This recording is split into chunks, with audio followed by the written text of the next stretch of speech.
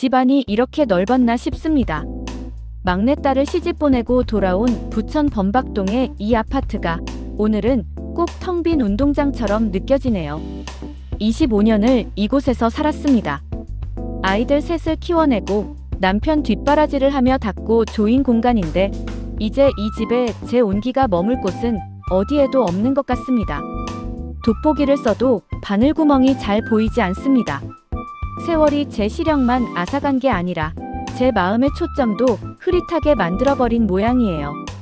거실 소파 밑에 낀 먼지처럼 베란다 구석에 놓인 오래된 화분처럼 저도 그냥 이 집의 배경이 되어버린 건 아닐까요?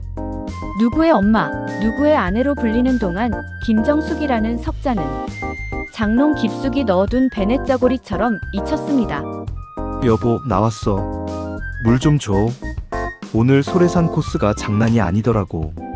퇴직하면 매일 가야겠어. 왔어요. 애들 다 가고 나니까 집이 참 조용하네요. 당신은 안 그래요? 조용하고 좋지 뭐. 당신도 이제 좀 쉬어. 남들처럼 운동도 좀 하고. 아, 맞다. 다음 주 토요일에 김 전문의 부부 온다니까. 그때 먹을 거 미리 좀 봐둬. 남편에게 집은 휴식의 공간이지만 저에게 집은 25년째 유급휴가 한 번 없는 직장이자 감옥이었습니다. 방금 닫힌 저 문 뒤로 남편의 세계가 있고 저는 여전히 이 거실에 덩그러니 남겨져 있습니다. 식탁 위에 놓인 낡은 행주가 꼭 제 처지 같아서 눈물이 왈칵 쏟아질 것만 같습니다. 외로움은 전염병처럼 소리 없이 찾아옵니다. 남들은 자식 잘 키워보냈으니 성공한 인생이라고. 이제 편하게 살라고들 하죠. 하지만 그 편안함이 저를 갉아먹고 있다는 걸 누가 알까요? 쓸모 없어진 기분. 아무도 나를 필요로 하지 않는다는 그 서늘한 감각이 가슴을 후벼 파고 듭니다. 쓰레기를 버리러 나가는 이 짧은 외출이 오늘 제 유일한 일과입니다. 터덜터덜 걷다 보니 단지 앞 낡은 상가 건물이 보이네요. 다들 불이 꺼졌는데 지하에서 희미한 불빛과 함께 이상한 소리가 들려옵니다. 노래 소리입니다. 잘 부르는 노래는 아니에요. 불협화음도 섞여 있고 박자도 제각각이죠. 그런데 이상하게 그 투박한 소리가 제 발길을 붙잡습니다. 캄캄한 어둠 속에서 누군가 저를 부르는 것만 같은 착각이 듭니다. 심야 합창단 당신의 잃어버린 목소리를 찾습니다. 잃어버린 목소리라니. 그 문장이 가슴에 콕 박힙니다. 제가 마지막으로 크게 소리내어 웃어본 게 언제였을까요? 제가 마지막으로 노래를 불러본 건 또 언제였을까요? 목소리. 지하로 내려가는 계단을 한 칸 내려가 본다. 구두굽 소리가 계단에 공명하며 울린다. 다음 장을 예고하듯 노래소리가 점점 커진다. 심장이 조금씩 빠르게 뛰기 시작합니다. 이 계단 끝엔 무엇이 기다리고 있을까요? 25년간 닫혀있던 제 인생의 문이 지금 막 열리려 하고 있습니다. 지하로 내려가는 계단은 생각보다 깊었습니다. 퀴퀴한 곰팡이 냄새와 오래된 종이 냄새가 코끝을 스치는데 이상하게도 싫지가 않았어요. 마치 오랫동안 닫아두었던 제 마음속 창고를 여는 기분이었달까요? 철문을 밀고 들어가자 낡은 보면대 몇 개와 듬성듬성 앉은 사람들이 보였습니다. 화려한 무대복도 근사한 조명도 없는 그곳에서 사람들은 오직 입술 끝에 매달린 노래에만 집중하고 있었죠. 환영합니다. 이 밤중에 용기 내서 여기까지 오기가 쉽지 않았을 텐데. 아니요, 그냥 쓰레기 버리러 나왔다가 소리가 들려서 죄송합니다. 제가 방해를 했네요. 방해라니요. 우리 합창단 이름이 심야 합창단인 이유가 뭔지 아세요? 세상이 다 잠든 시간에 비로소 자기 목소리를 내고 싶은 사람들의 모임이라서 그래요. 자, 성함이 어떻게 되시죠?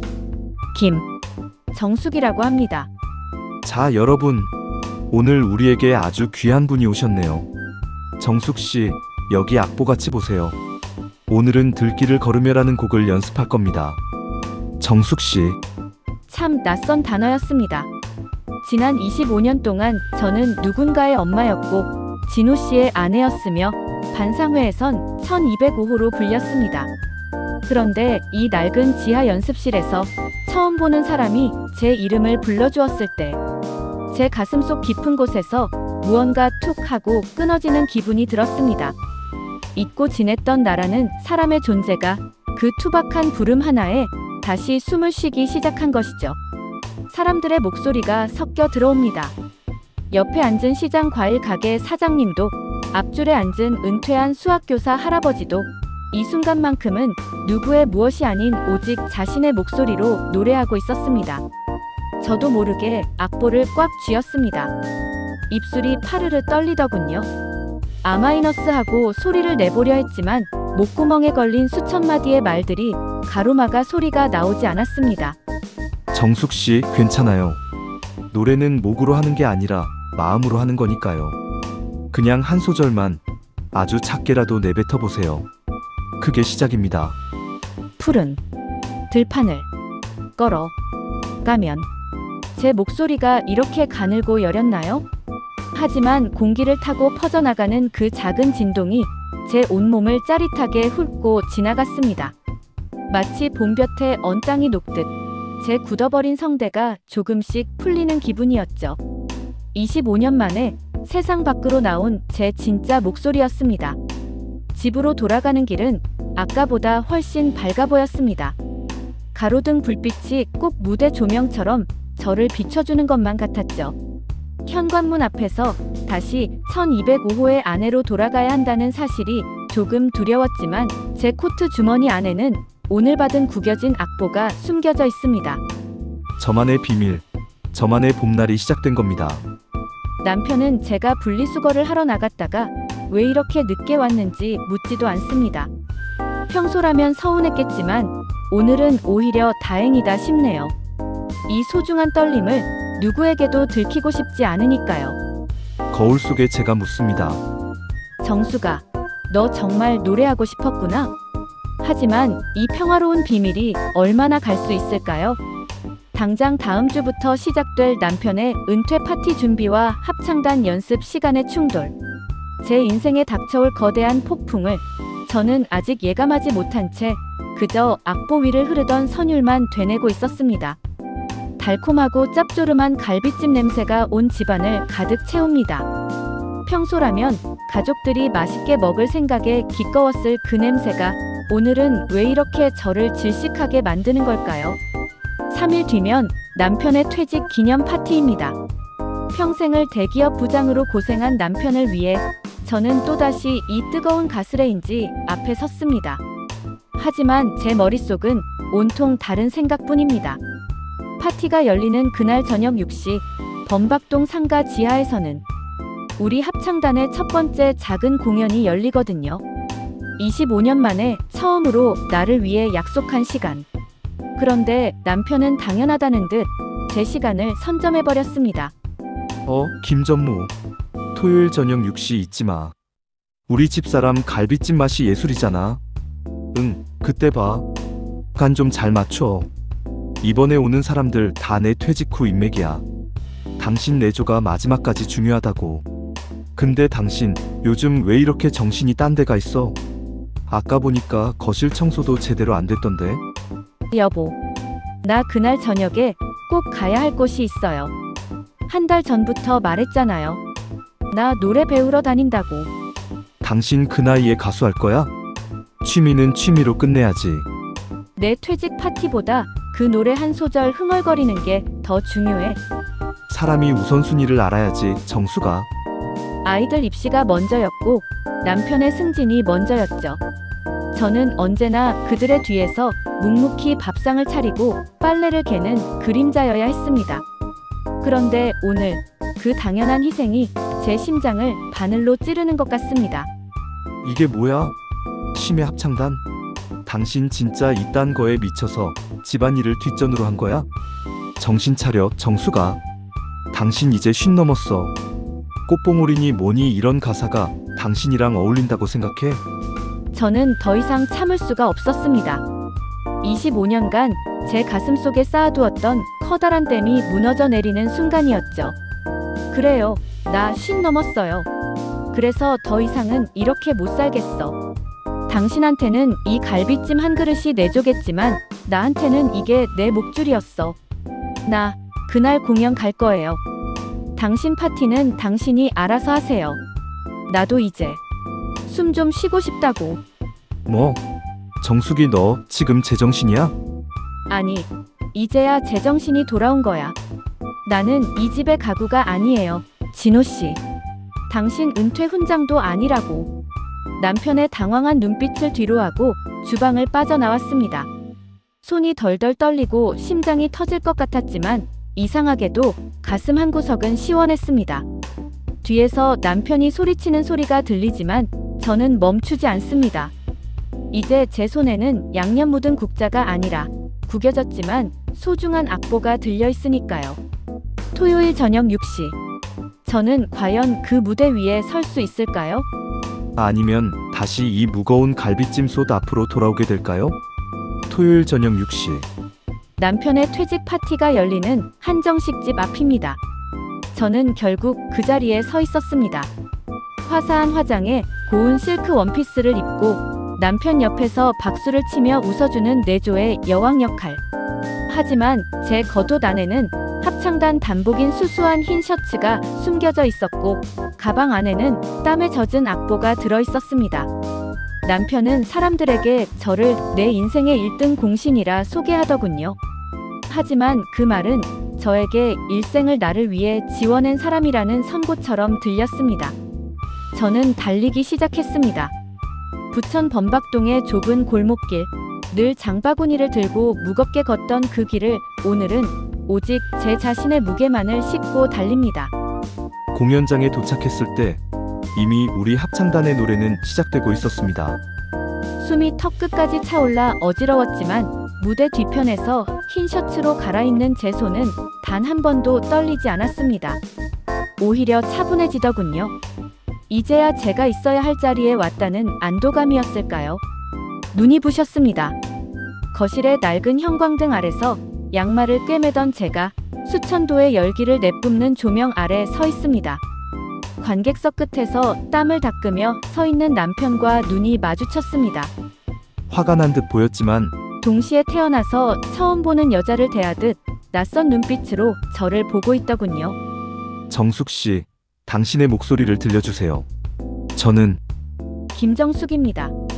노래가 시작되었습니다. 첫 음절을 떼는 순간 제 가슴 속에 고여있던 25년치 눈물이 선율이 되어 흘러나왔습니다. 당신은 소모품이 아니라 아직 피지 않은 꽃봉오리다라는 가사가 제 입술을 타고 퍼질 때 저는 보았습니다. 무대 아래 앉은 수많은 정수기들의 눈시울이 붉어지는 것을요. 가족을 위해 자신을 깎아먹으며 살아온 이 시대의 모든 어머니와 아내들. 제 노래는 그분들에게 건네는 위로이자 저 자신에게 건네는 사과였습니다. 미안해, 정수가. 너무 늦게 내 이름을 불러줘서. 남편은 그제야 깨달은 모양입니다. 제가 차려준 갈비찜보다 제가 내뱉는 이 투박한 노래 한 소절이 저라는 사람을 더 잘 설명해준다는 사실을요. 저는 더 이상 남편의 은퇴를 빛내주는 장식품이 아니었습니다. 저는 지금 이 순간 범박동에서 가장 빛나는 디바였습니다. 박수 소리 너머로 남편이 제 쪽으로 걸어옵니다. 예전처럼 소리를 지르려는 발걸음이 아닙니다. 아주 조심스럽고 아주 서툰 발걸음. 저는 마이크를 내려놓으며 미소 지었습니다. 이제야 알 것 같습니다. 인생의 봄날은 누가 가져다 주는 게 아니라 내 목소리로 직접 불러야 찾아온다는 것을요. 내가 이 집 소파야. 가구처럼 살던 50대 여성이 마이크를 잡은 이유. 자식 독립 후 찾아온 지독한 외로움. 이 방법으로 극복했습니다. 당신 노래 잘하더라. 아내의 반란에 남편이 보인 뜻밖의 반응. 부천 범박동을 울린 어느 평범한 엄마의 기적 같은 노래. 25년. 그 긴 시간 동안 저는 이 집의 그림자였습니다. 아이들이 독립하고 텅 빈 집, 냉장고 돌아가는 소리만이 저를 반길 때 저는 깨달았습니다. 저는 이 집의 안주인이 아니라 소파나 식탁처럼 그저 그 자리에 놓여있는 가구였다는 것을요. 남편 진호 씨에게 저는 자기 인생의 성공을 증명해주는 또 하나의 은퇴 훈장일 뿐이었습니다. 남편의 은퇴 파티와 제 생애 첫 합창단 공연이 겹치던 날, 진호 씨는 제 꿈이 담긴 악보 위로 갈비찜 양념을 튀기며 비아냥거렸습니다. 50 넘은 나이에 꽃봉오리? 사람이 우선순위를 알아야지. 그 순간 제 심장에 바늘이 꽂히는 것 같았습니다. 평생을 내조라는 이름으로 참아왔던 억울함이 갈비찜 냄새와 섞여 저를 질식시키려 했습니다. 더 이상은 참을 수 없었습니다. 뭐, 정숙이 너 지금 제정신이야? 아니, 이제야 제정신이 돌아온 거야. 나는 이 집의 가구가 아니에요. 진호 씨. 당신 은퇴 훈장도 아니라고.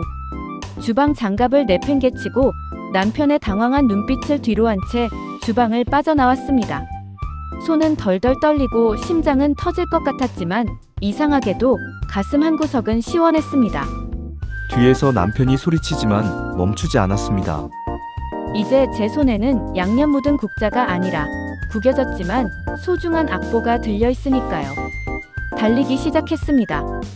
부천 범박동의 좁은 골목길, 늘 장바구니를 들고 무겁게 걷던 그 길을 오늘은 오직 제 자신의 무게만을 싣고 김정숙이라는 이름을 찾기 위해 달렸습니다. 진호 씨는 술잔을 채워주며 서투르게 미안함을 전했습니다. 물론 그의 성격이 어디 가겠습니까? 며칠 지나면 또 잔소리를 하겠죠. 하지만 상관없습니다. 이제 저는 남편의 대답을 기다리는 사람이 아니라 제 인생의 질문을 스스로 던지는 사람이 되었으니까요. 몇 달 후 벚꽃이 눈부시게 흩날리는 아침, 저는 문화센터 합창 교실 강사로서 첫 출근을 합니다. 가방에서 명찰을 꺼내 가슴에 답니다. 강사 김정숙. 누구의 엄마, 부인이 아닌 오로지 제 이름 석자로 불리는 사회적 첫발. 거울 속 제 얼굴이 환하게 웃고 있네요. 현관을 나서는 저에게 진호 씨가 구두를 돌려놓아주며 말합니다. 정숙 씨, 긴장하지 말고 잘하고 와. 저녁은 내가 차려놓을게.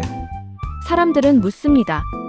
50이 넘은 나이에 무엇을 새로 시작할 수 있느냐고요. 겨울을 견디고 뒤늦게 터진 꽃봉오리가 더 진한 향기를 내뿜는 법입니다. 당신의 이름은 무엇인가요? 당신의 목소리는 어디에 있나요? 망설이지 마세요.